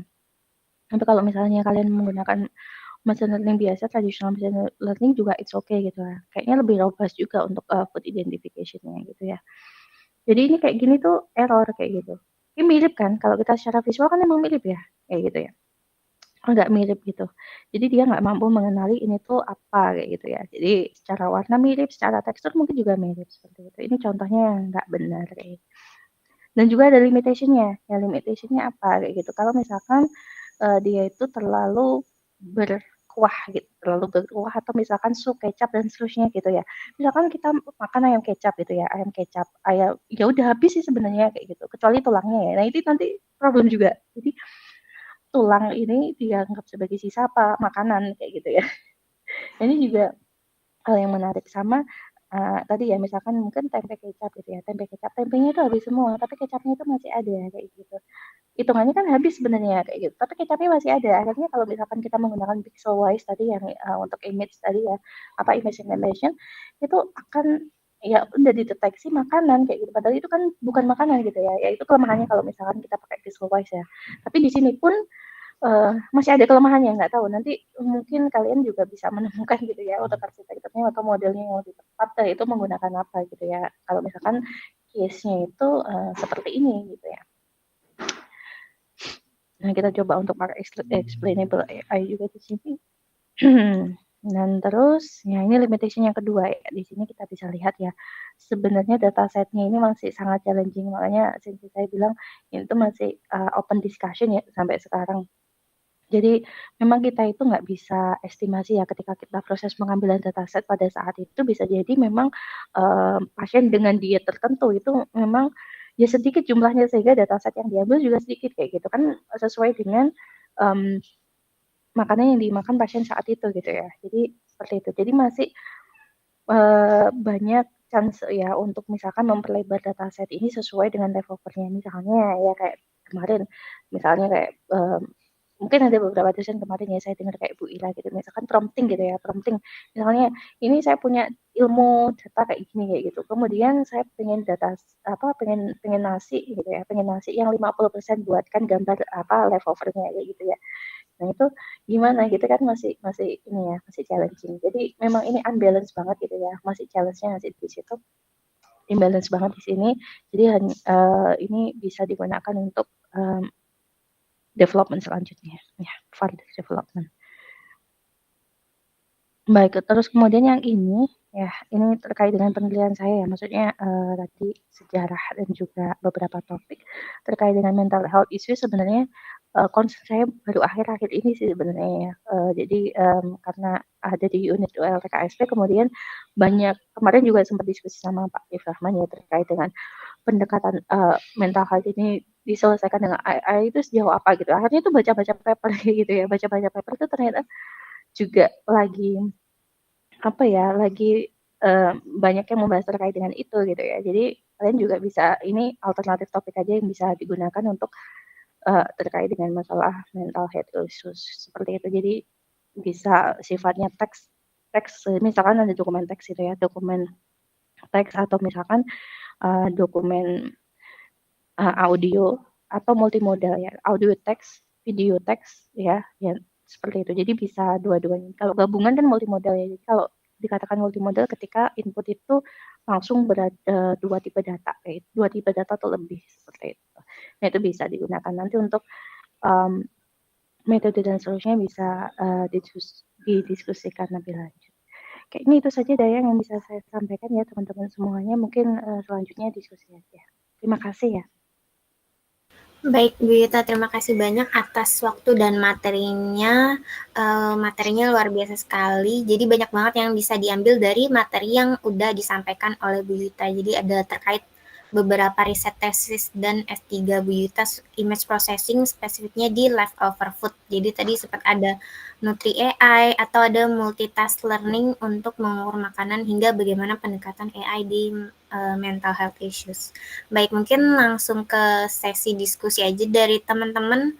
Boleh raise hand atau di kolom chat bisa di drop ya pertanyaannya.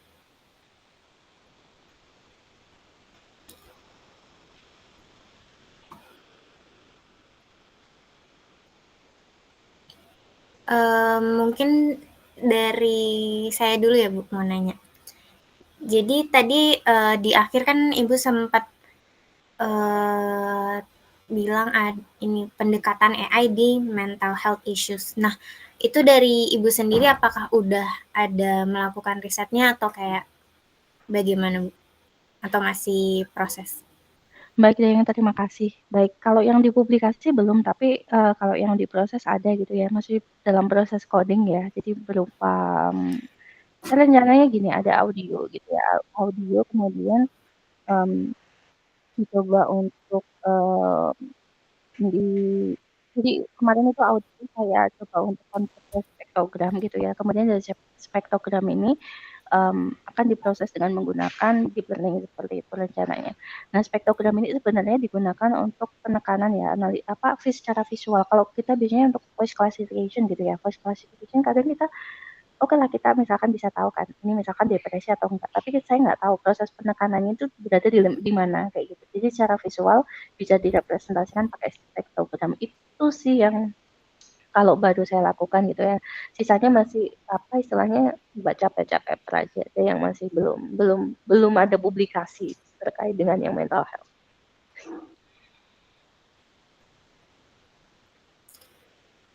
Oke, baik Bu.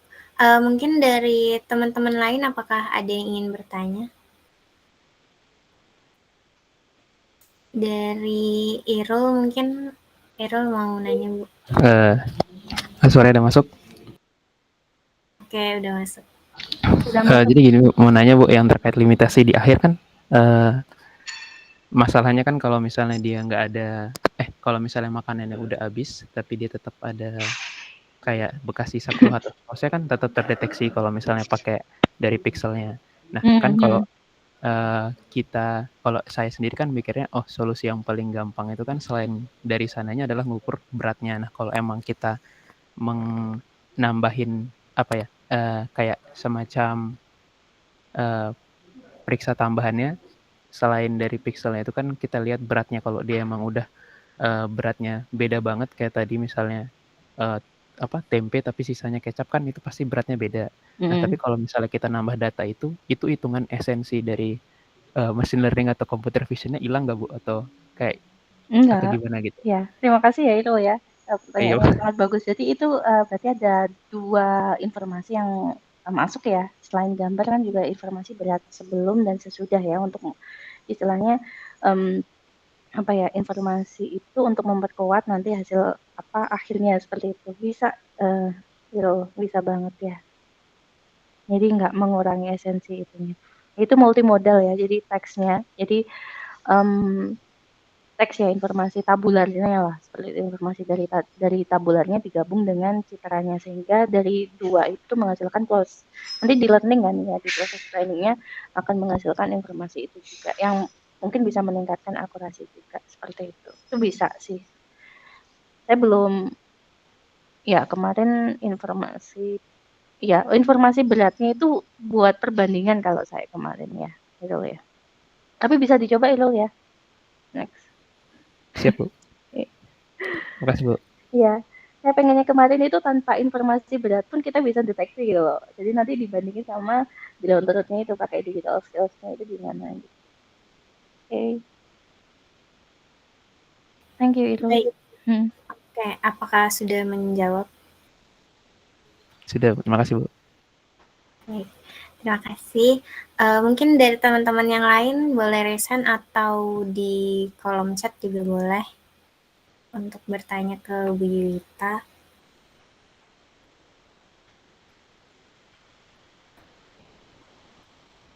Mungkin saya mau bertanya lagi sambil nunggu teman-teman. Jadi tadi sempat ada makanan yang sulit dibedakan ya Bu secara visual.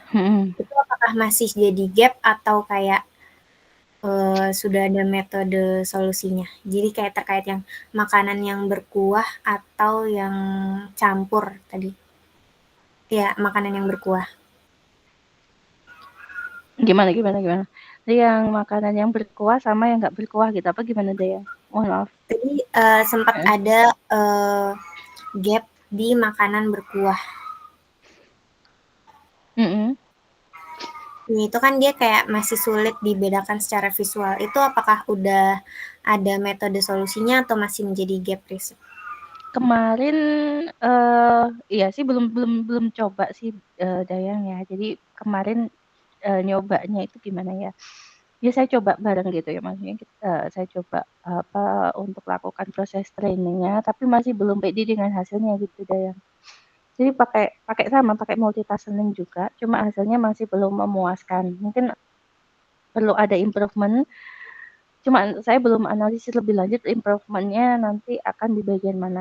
Saya kemarin belum analisis maksudnya kalau misalkan makanannya berupa sup ya, misalkan kayak apa ya, misalkan kayak sayur bayam gitu ya, sayur bayam itu tuh sisanya seberapa kayak gitu. Kalau misalkan bayamnya sudah habis tapi kuahnya masih ada itu gimana gitu kan ya. Kalau kalau di beratnya kita kan ada informasi kayak tadi ya Irul bilang. Jadi selisih beratnya itu ada informasi. Cuman kalau dari segi visualnya kemarin hasilnya masih kurang memuaskan sih, saya coba untuk multitasking. Cuman ya itu tadi saya belum analisis lebih lanjut. Kira-kira nanti ada pengembangan apa? Soalnya kemarin masih konsentrasi di yang data yang itu tadi apa? Data yang sifatnya padatan dulu. Kan ada sayur gitu ya, sayur yang berkuah. Nah ini masih yang padatan dulu yang lauk pauk sama yang makanan apa sih kayak staple food itu apa? Kayak rice gitu ya, kayak rice, bubur, tin, terus seperti itu. Jadi masih lauk pauk sama itu aja kemarin saya belum seperti itu. Jadi masih bisa itu. Tapi ada sih, ada proses yang sudah saya lakukan, cuman masih belum apa ya istilahnya belum pede untuk publikasi yang itu karena memang hasilnya belum memuaskan. Jadi masih perlu improvement yang saya perlu cari tahu dulu di-improve di bagian mana seperti itu. Baik, berarti tadi juga sempat yang pixel wise itu ya Bu, yang banyak drawbacknya itu di metode segmentasi berbasis pixel wise. Itu berarti apakah ada alternatif lain? Berarti kita nggak bisa pakai pixel wise ya, menurut saya. Jadi nggak bisa pakai pixel wise karena constraint-nya terlalu banyak ya. Maksudnya drawback-nya terlalu banyak seperti tadi ya. Harusnya dia nggak sisa gitu ya. Maksudnya dia nggak sisa akhirnya dihitung sebagai sisa gitu ya. Padahal itu bukan sisa gitu ya. Apalagi nanti kalau misalkan ada occlusion gitu ya, masih apa itu juga masih bagian yang perlu diselesaikan sih seperti itu. Jadi masih saya sarankan sih nggak pakai image segmentation untuk itu ya untuk menghitung sisa kalau misalnya kondisinya seperti itu. Tapi kalau misalnya kondisinya kayak gini, dulu pernah ya misalnya saya membimbing mahasiswa skripsi untuk makanan tradisional gitu ya, kue-kue gitu loh ya. Kue-kue kan nggak ada kuah gitu ya, nggak ada kecap atau saus kayak gitu, itu masih bisa gitu ya kita menggunakan image segmentation. Tapi kalau misalkan kondisi gambarnya itu yang berkuah terus kemudian berminyak seperti itu, nah kita perlu untuk menghitung sisanya kita perlu memikirkan karena image segmentation tadi agak kurang ideal kalau menurut saya seperti itu. Gitu. Kurang lebih. Oke, baik Ibu. Mungkin untuk teman-teman lain, ini ada dari Gabriel Christopher. Apakah deteksi makanan bisa membedakan tiap objek dan deteksi berat tiap objek? Apakah deteksi makanan bisa membedakan tiap objek? Maksudnya kalau kita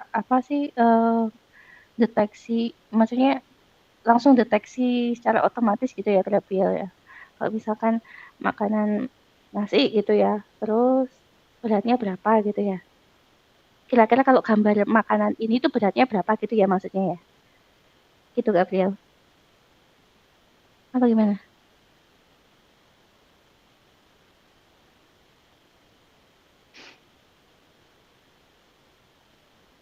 Halo Gabriel. Iya Bu, jika makanannya banyak lauk. Oh, modelnya mau kayak pakai bounding box itu ya. Kayak bounding box kemudian kita coba untuk cari tahu gitu ya beratnya berapa gitu ya.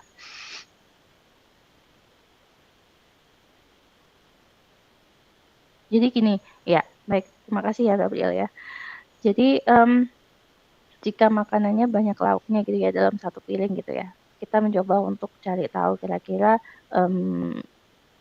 bisa nggak deteksi secara otomatis dengan menggunakan AI gitu ya, bisa ya. Jadi pakai yang bounding box gitu ya, bounding box yang banyak metodenya kayak RCNN kayak gitu ya. Kemudian ada deteksi objek yang sekarang itu banyak digunakan, akan tetapi ya itu tadi kan kembali lagi ya mencoba untuk sesuai dengan case-nya ya, case-nya masalahnya apa dulu seperti itu. Seperti itu kalau misalkan kalau deteksi makanan aja gitu ya, kemudian dari deteksi makanan, kemudian kita coba untuk deteksi beratnya ya bisa gitu ya. Secara learning sih bisa-bisa aja gitu ya. Jadi bisa digunakan untuk mendeteksi itu gitu ya. Gitu. Tinggal pemilihan metodenya nanti seperti apa dan teknisnya mau dibuat seperti apa kayak gitu. Nah, kan harapannya itu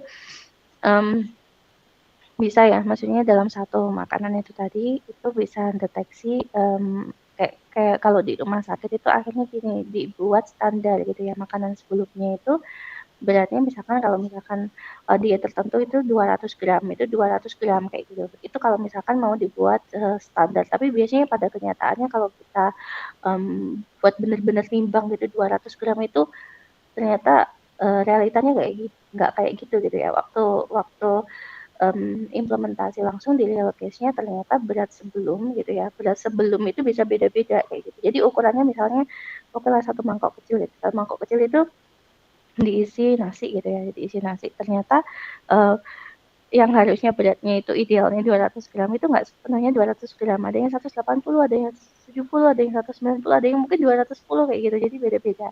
Nah itu tadi ya salah satu kelemahannya juga kalau misalnya kita coba untuk menggunakan informasi dari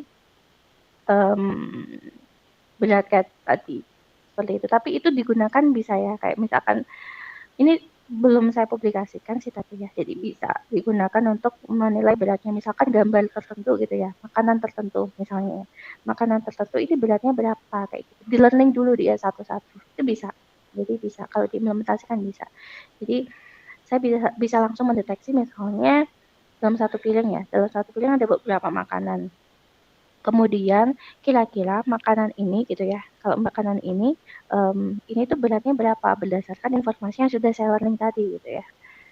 Ya jatuhnya bisa segmentasi sih, tapi kalau misalkan itunya tadi loh yang lauknya agak numpuk sedikit kan agak susah ya, seperti itu.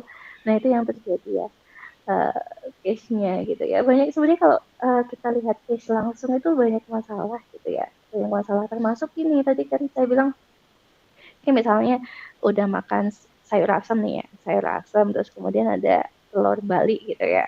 Kan itu nyampur ya. Jadi kuahnya udah sudah nggak bening lagi tapi sudah nyampur. Nah, itu gimana gitu ya. Tapi kemarin juga sempet ke rumah sakit itu ada metode metode terbaru untuk apa sih istilah bukan terbaru sih maksudnya yang saya baru tahu gitu ya.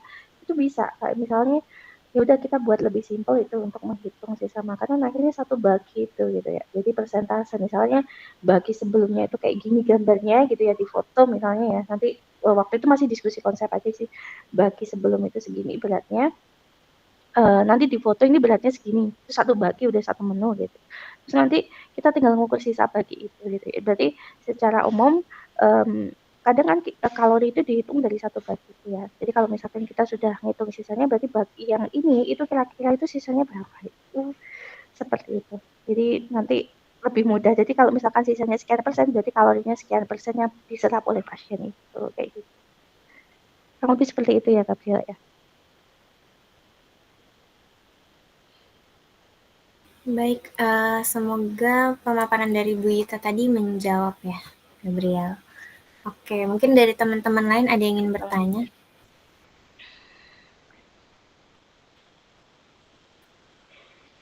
Baik, mungkin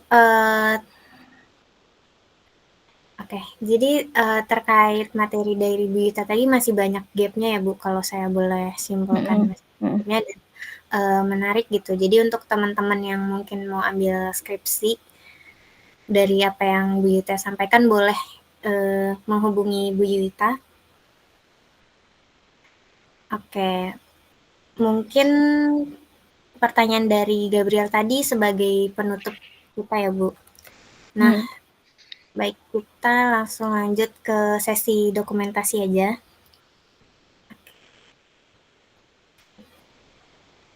Oke, untuk operator mungkin boleh disiapkan untuk sesi dokumentasinya. Oke, mungkin teman-teman yang boleh boleh on cam dan bisa on cam mungkin mohon on cam karena kita akan melakukan sesi dokumentasi. Ya, jadi ini ya Bu, dua. Jadi yang pertama biasa dulu terus nanti pakai ini logo KC. Oke. Ada yang mau on cam lagi? Oke, mungkin boleh minta tolong ya untuk operator. Oke, saya hitung ya Bu. 1, 2, 3. Oke, sekarang gaya KC. Ini. Oke. 1, 2, 3. Oke, baik. Terima kasih banyak Bu Yuta atas materinya. Jadi tadi terkait image processing dan skripsi dan tesis yang udah Ibu Yuta lakukan sebelumnya. Mungkin dari Bu Yuta sendiri ada closingan gitu Bu untuk teman-teman mahasiswa di sini. Closingan, baik, terima kasih ya Dayan ya. Baik, ini ya teman-teman, terima kasih banyak ya atas masukannya. Jadi saya tidak menutup kemungkinan topik-topik skripsi yang lain sebenarnya. Jadi saya terbuka aja untuk beberapa topik, tapi memang beberapa saya bilang untuk istilahnya membatasi seperti itu ya, tapi tidak menutup kemungkinan. Jadi kalau misalkan kalian dirasa sulit gitu ya, sama seperti Prof. Hayan kemarin ya, jadi sebenarnya tidak ada ide yang bodoh kayak gitu ya, tidak ada ide yang tidak berguna. Jadi apa saja oke, kalau misalkan dirasa sulit kita akan coba gitu ya. Nanti insya Allah kita akan bisa belajar bersama-sama. Itu yang untuk skripsi ya.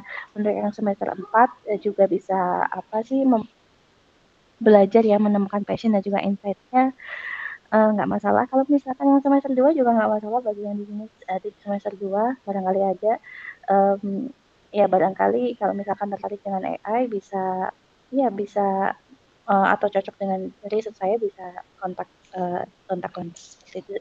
Tetap semangat ya untuk semuanya. Jadi AI ini nggak hanya untuk yang skripsi aja, tapi juga untuk semuanya.